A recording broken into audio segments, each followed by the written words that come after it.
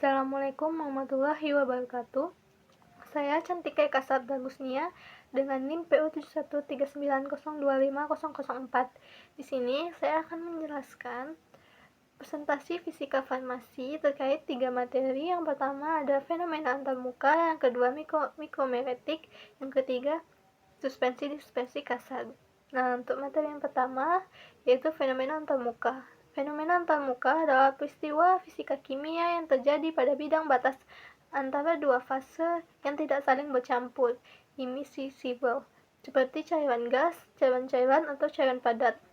Tegangan muka adalah gaya yang bekerja tegak lurus pada satu satuan panjang permukaan cairan yang cenderung meminimalkan luas permukaan. Penyebab ketidakseimbangan gaya kohesi pada molekul-molekul permukaan cairan. Prinsip kerjanya, molekul cairan di bagian dalam dikelilingi oleh molekul-molekul lain dengan gaya tarik-menarik yang sama ke segala arah sehingga resultan gaya sama dengan nol. Molekul cairan di permukaan hanya dikelilingi molekul di bagian bawah fase cairan dan bagian atas fase uap, sehingga gaya tarik ke bawah lebih besar dari gaya tarik ke atas. Hal ini menimbulkan kecenderungan untuk memperkecil luas permukaan. Tegangan bidang batas adalah tegangan yang terjadi antara dua cairan yang tidak dapat bercampur, immiscible liquids. Klasifikasi metodenya, yang pertama ada metode pipa kapiler. Bila pipa kapiler dimasukkan ke dalam cairan yang membasahi dinding, cairan akan naik ke dalam kapiler karena adanya tegangan muka sampai mencapai keseimbangan antara gaya ke atas dan gaya ke bawah.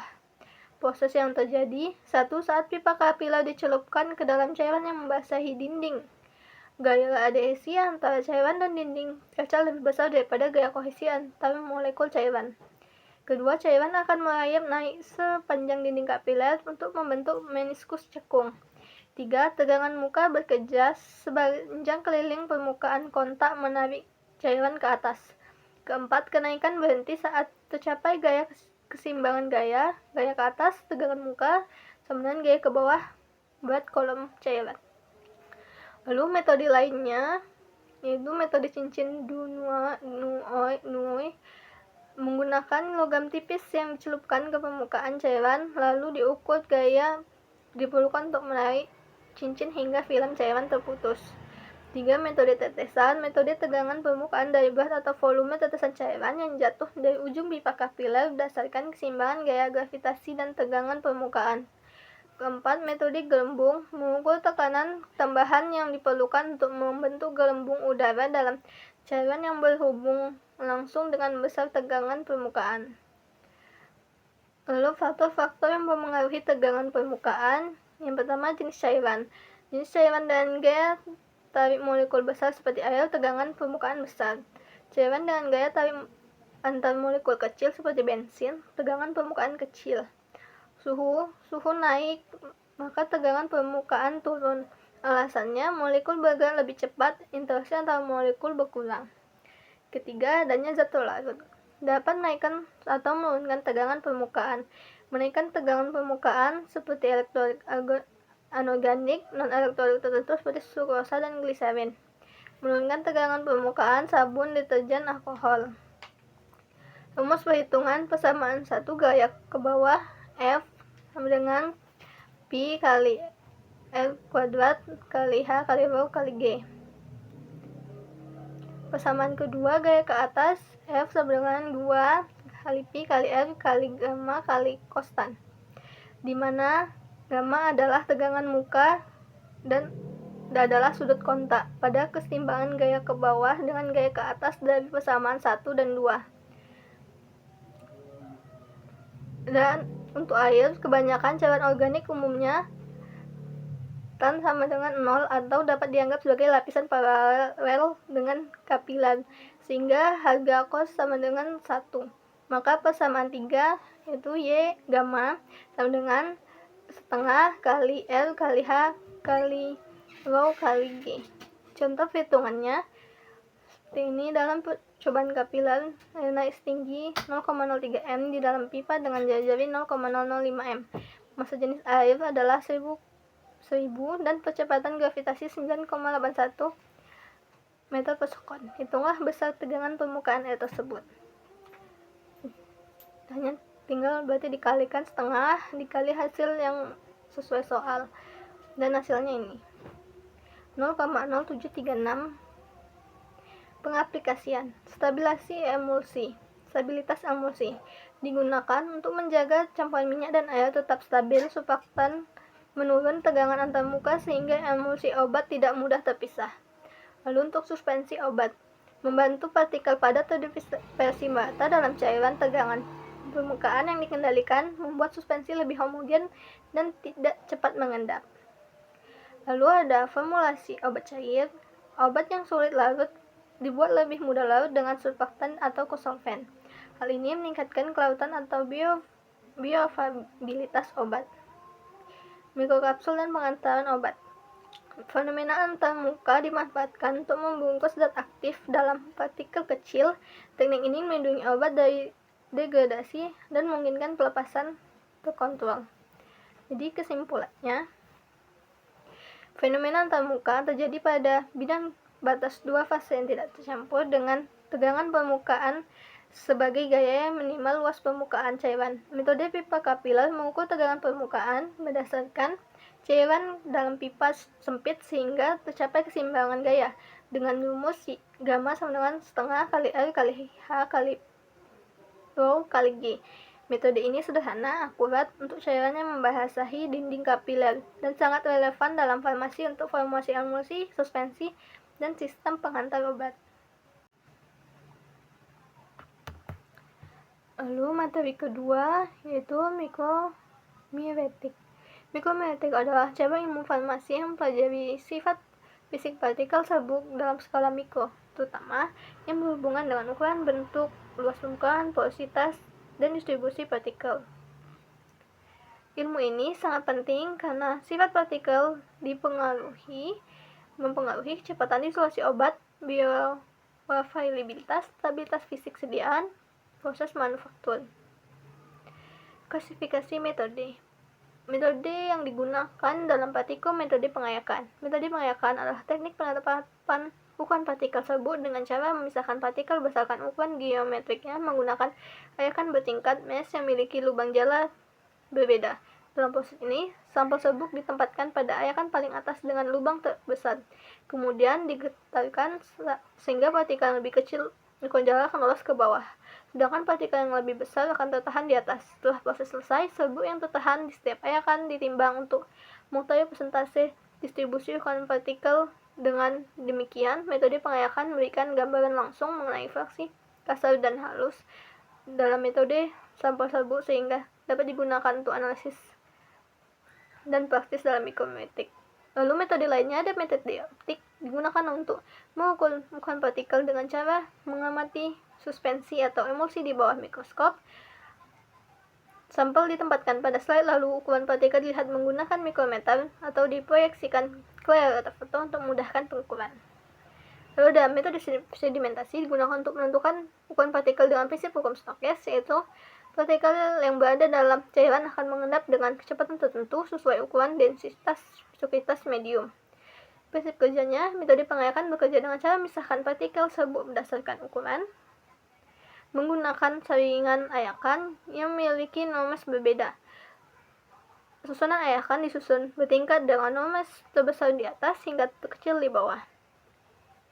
Proses pengayakan serbuk dimasukkan ke ayakan paling atas lalu digetarkan atau digoyang. Partikel yang lebih kecil akan melewati pori-pori dan tertahan di ayakan dengan ukuran yang sesuai. Distribusi ukuran, setelah proses selesai, jumlah serbuk yang tertahan di tiap ayakan ditimbang. Dari data ini dapat diketahui distribusi ukuran partikel dalam sampel. Kelebihan metode sederhana dan mudah dilakukan, cocok untuk partikel relatif besar, umumnya lebih dari 40 m. Keterbatasannya tidak akurat untuk partikel sangat halus kurang dari 40 um. Hasil bisa dipengaruhi oleh bentuk partikel. Contoh perhitungannya, sini ada soal pada ayakan yang berbeda, ada 500, 300, 212, 63 dan kurang dari 63. Data tersebut tentukan nilai lolos fraksinya, nilai 1 kurang F, nilai min len 1 kurang F, serta hubungan length dengan 1 len 1 kurang F.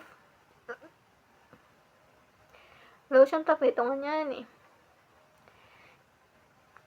Ini ada nomor-ayakan, ini hasil sebuk yang tertinggal yang sudah ditimbang. Lalu ada L%, di sini ada rumusnya, cara carinya. Berat sampel dikurang berat yang tinggal kali 100%.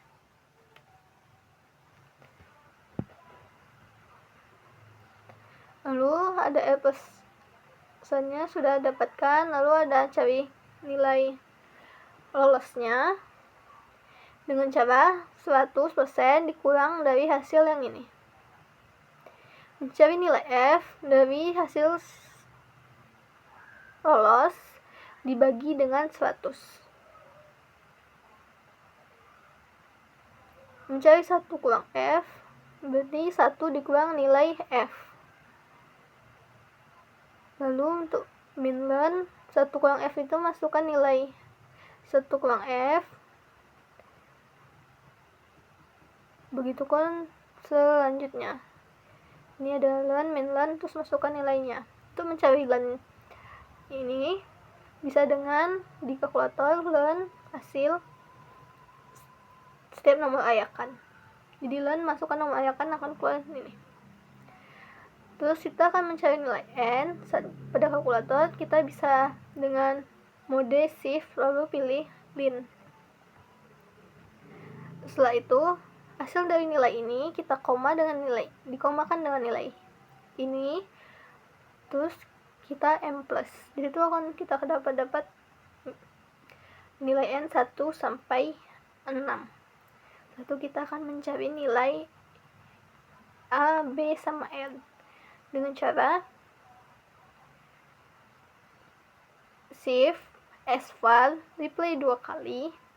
Nah, di situ kita akan dapat nilai ABR-nya. Setelah itu kita akan mencari nilai X0 dengan cara learn masukkan nilai learn X0 berarti masukkan nilai ini. Lalu dapatlah hasilnya. Learn masukkan nilai ini. Lalu dapatlah hasilnya ini. Ini ada rumus-rumusnya. Lalu pengaplikasian. Metode pengayakan memiliki peran penting dalam bidang farmasi karena digunakan untuk mengendalikan kualitas serbuk obat dan memastikan keseragaman ukuran partikel. Berikut aplikasinya. Kontrol kualitas serbuk, memastikan serbuk memiliki distribusi ukuran yang sesuai standar agar mudah diolah.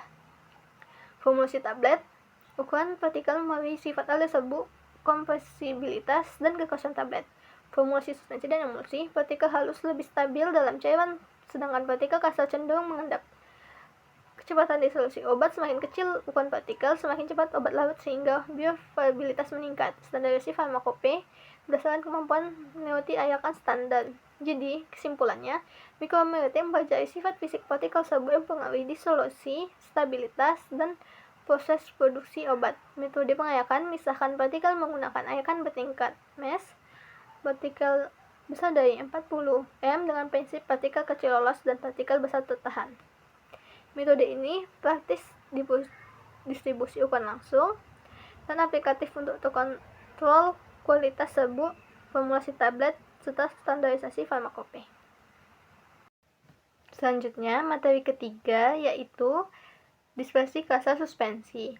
Sistem dispersi merupakan sistem campuran di mana partikel kecil fase terdispersi tersebar merata dalam medium kontinu fase dispersi. Ukuran partikel bisa sangat kecil hingga besar. Stabilitas sistem dispersi bergantung pada interaksi antarmuka, gaya elektrostatik, dan penggunaan zat stabil. Digolongkan menjadi 3, yaitu dispersi molekular, sistem di mana zat terlarut terbagi pada tingkat atau molekul, tidak ada batas antarmuka yang jelas. Contoh lautan gula dan lautan garam. Ketiga, dispersi koloidal, sistem dengan ukuran partikel 1-100 nm, partikel cukup kecil untuk tetap tersuspensi, tetapi cukup besar untuk menimbulkan efek optik, misalnya efek tindal, contoh sel emas, gelatin, susu. Lalu ada dispersi sistem dengan ukuran partikel lebih dari 0,5 ohm. Partikel cenderung mengendap karena gaya gravitasi, sehingga perlu diperstabil, misalnya CMC, contoh suspensi obat, cat, jus, dan pulp. Suspensi sediaan farmasi berupa partikel obat yang tidak larut dalam air, tetapi terdispersi dalam cairan pembawa.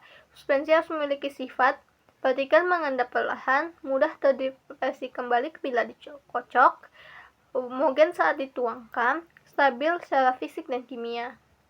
Parameter penilai kestabilan suspensi: volume sedimentasi rasio antara volume akhir Fu dengan volume awal Fo. Rumus berarti sama dengan F sama dengan VU kurang VO. F sama dengan 1, suspensi stabil. F lebih dari 1, terjadi fluktuasi longgar, sedimen mudah diaduk kembali. Derajat fluktuasi rasio: volume sedimen suspensi fluktuasi terhadap suspensi defluktuasi menunjukkan tingkat kecenderungan partikel untuk bergabung membentuk agregat longgar.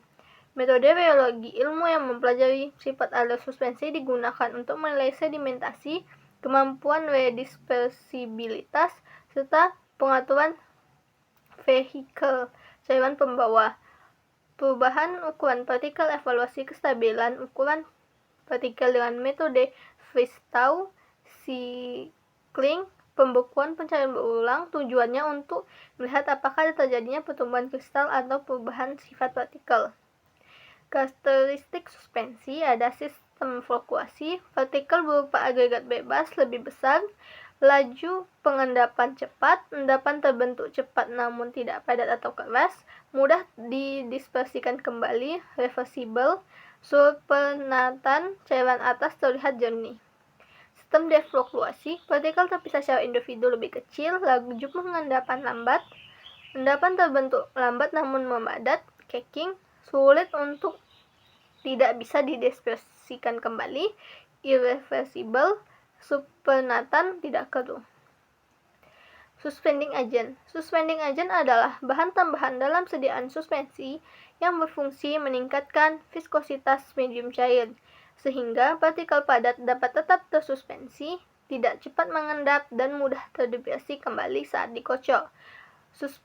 Macam jenis-jenis suspending agent: 1. Suspending agent alam. Pertama ada golongan gom, contohnya gom Arab, peragakan santan gum. Golongan gom bekerja untuk membentuk lautan kental atau mucilago yang dapat menahan partikel padat agar tetap tersebar dalam cairan. Kelebihannya aman digunakan, mudah diperoleh, harga relatif murah. Kekurangannya mudah terkontaminasi mikroba, stabilitas dipengaruhi suhu, kekentalan dapat berubah saat penyimpanan. Lalu ada golongan tanah liat, contohnya bentonit, vegum. Bahan tanah liat dapat menyerap air dan membentuk sistem koloid sehingga meningkatkan viskositas suspensi dalam menjaga partikel tetap tersuspensi. Kelebihannya lebih stabil terhadap suhu, tahan terhadap mikroba, memberikan stabilitas yang baik. Kekurangannya dapat mempengaruhi warna sediaan, kadang membuat tekstur terlalu kental. Lalu yang kedua ada suspending agent sintesis. Turunan selulosa, contohnya metil selulosa MC, natrium karboksimetil selulosa CMCNA, HPMC. Turunan selulosa bekerja dengan meningkatkan viskositas medium C, CM air, sehingga partikel padat tidak cepat mengendap. Kelebihannya stabil, efektif dalam konsentrasi kecil, tidak mudah ditumbuhi mikroba. Kekurangannya harga lebih mahal, beberapa jenis sensitif terhadap pH. Lalu yang kedua polimer organik, contohnya povidon, karbopol. Polimer organik membentuk cairan yang lebih kental sehingga partikel dapat bertahan lebih lama dalam suspensi. Kelebihannya stabilitas tinggi, memberikan tekstur halus, efektif meningkatkan kekentalan. Kekurangannya, jika terlalu banyak dapat membuat suspensi terlalu kental, dapat mempengaruhi rasa sediaan oral. Lalu, metode pembuatan suspensi dibagi dua. Ada metode dispersi, dilakukan jika zat aktif tidak larut dalam medium cair. Namun, partikelnya yang dapat dibasahi oleh air serbuk digerus halus lalu didispersikan langsung ke dalam cairan pembawa yang sudah mengandung suspending agent mucilago agar partikel tersebar merata dan tidak cepat mengendap. Dilakukan jika zat aktif larut dalam pelaut organik seperti etanol, tapi tidak larut dalam air. Zat aktif dilarutkan terlebih dahulu dalam pelaut organik, kemudian dicampurkan dengan air sehingga partikel obat mengendap. Presipitasi dalam ukuran kecil dan membentuk suspensi. Prinsip kerjanya, mekanisme kerja suspensi berlangsung dengan cara partikel zat padat yang tidak larut didispersikan kembali ke dalam medium cair menggunakan bahan stabil seperti CMC. Stabil ini menurunkan tegangan antarmuka sehingga partikel tidak mudah bergabung, aglomerasi, dan tetap terdispersi homogen.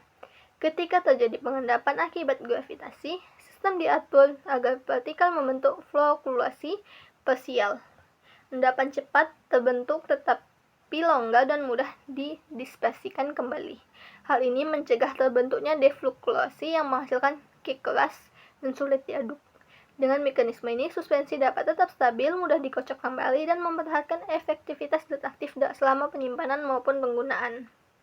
Contoh perhitungannya, suatu suspensi memiliki volume awal FO 100 ml, setelah 7 hari volume sedimen akhir FU 90 ml. Dihitung volume sedimentasinya. Rumusnya F VU dibagi VO. Keterangan rumusnya ini. Perhitungannya hanya tinggal berarti volume akhir dibagi volume awal, hasilnya 0,9. Nilai F-nya 0,9 mendekati 1, yang berarti suspensinya cukup stabil. Pengaplikasian. Suspensi banyak digunakan dalam farmasi karena mampu menjaga zat aktif yang tidak larut yang tetap terdispersi homogen dalam medium cair. Berikut beberapa aplikasinya. Obat oral. Yang pertama, obat oral digunakan untuk zat aktif yang suka larut, misalnya antibiotik, amoxicillin, erythromycin dalam bentuk suspensi kering yang harus dikocok sebelum diminum. Obat topikal, suspensi digunakan dalam lotion atau krim untuk mengobati kulit karena partikel padat dapat menempel pada permukaan kulit dan bekerja lokal. Obat injeksi, beberapa sediaan injeksi berbentuk suspensi, misalnya insulin atau vaksin tertentu yang memerlukan stabilan agar partikel tidak membentuk kick keras. Antasida, suspensi digunakan untuk menetralkan asam lambung, contohnya suspensi aluminium hidroksida atau magnesium hidroksida.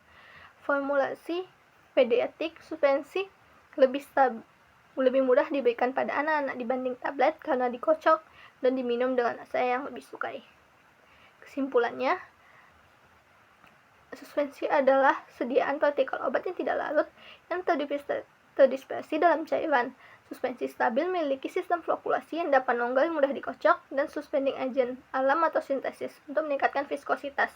Parameter stabil meliputi volume sedimentasi F dengan VU bagi VO dan neurologi. Suspensi banyak diaplikasikan dalam obat oral, topikal, injeksi, dan formulasi pediatrik. Baiklah, terima kasih. Wassalamualaikum warahmatullahi wabarakatuh.